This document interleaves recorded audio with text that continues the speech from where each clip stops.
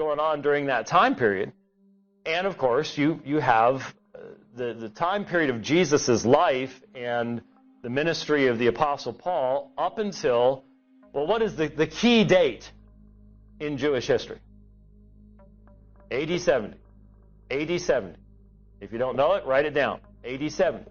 What happens? The city of Jerusalem is destroyed by Titus and the Roman legions. And the nation of Israel is destroyed. And the Jewish people are dispersed with tremendous violence and death. And the records that have been kept for hundreds of years of the priesthood lines and everything else, gone. Gone. One of the things that's been interesting to point out is if certain of the prophecies fulfilled in Jesus demand that we know who's who, after AD 70, none of those prophecies could ever be fulfilled. The Messiah had to have come before then to fulfill some of those prophecies, and he did.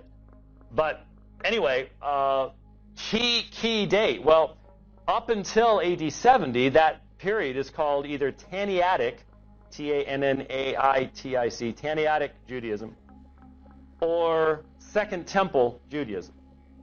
Second Temple being the rebuilt temple after the destruction of Jerusalem. Who destroyed Jerusalem first, and in what year? Nebuchadnezzar. Close. Thank you. Who said that? Was that you? Okay. Okay, well, I can see why that one's down here. 一开始前 586, 87. Now, why would I write it like that? Because it took place over the New Year's weekend? Exactly. One of the really tough things about doing chronology in the ancient world is, even today, for example, Ramadan just started. I think it just started. And Ramadan is the 9th month of the Islamic calendar. But it keeps moving 10 to 11 days earlier in our year every year because they use a lunar calendar rather than a solar calendar. And so the year of Hijrah, since Muhammad and his followers moved from Mecca to Medina, that's where their calendar starts, 622 AD, our time, the number of years is different for them than it is for us because their years are shorter. So it's been more years. So I'm awful glad we got calculators, and I can just pull it up on my phone and go, and you figure out what year it is. But the same thing happened in the ancient world, where even if they used a solar calendar, sometimes the year would start in the spring, sometime in the fall, sometime in the middle of the year, sometime at the end, from our perspective. And so, complicated things I've ever read was a book on the chronology of the Israelite kings. Because it'll say, in the first year of King so-and-so, while so-and-so was reigning in so-and-so. Well, those are really helpful, except you've got to know how those people calculated the years of the reign of their kings. For example, sometimes you had an ascension year.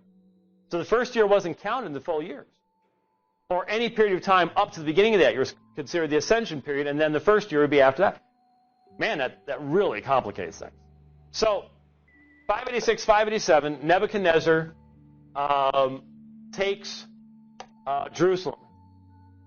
This is important, by the way, because the 70 years that Jeremiah prophesied began before this.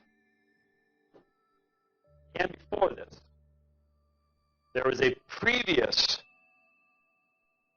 and if you read Jeremiah carefully, he's telling the people, stop resisting, you'll be able to stay. If you keep, the captivity has begun, but if you stop resisting, you'll be able to stay under the rule. But when they rebel, then finally, boom, they're out.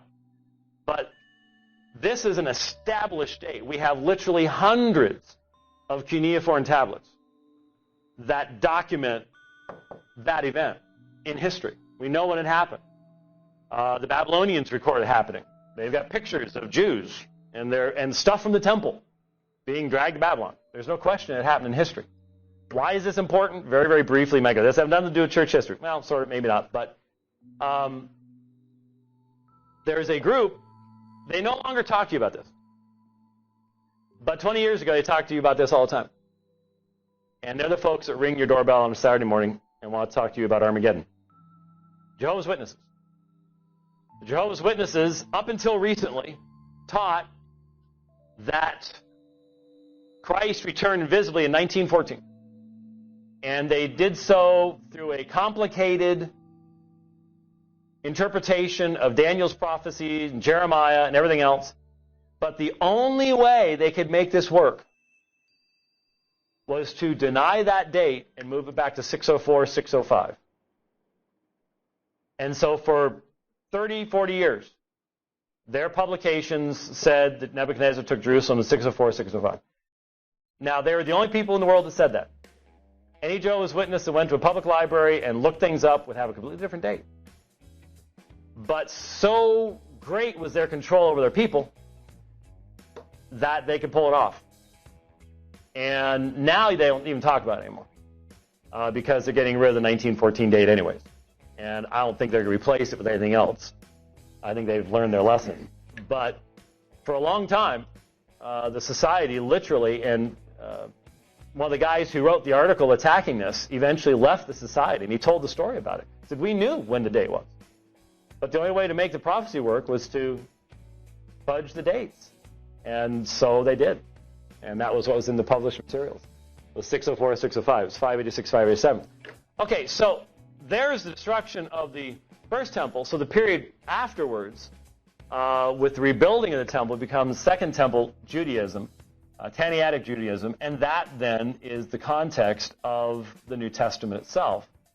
And is a very important context for the first 40-ish years of the Christian church, especially as it exists in Israel, but it's likewise just as important in other places. For example, we know that around 51, AD 51, the emperor kicked all the Jews out of Rome temporarily.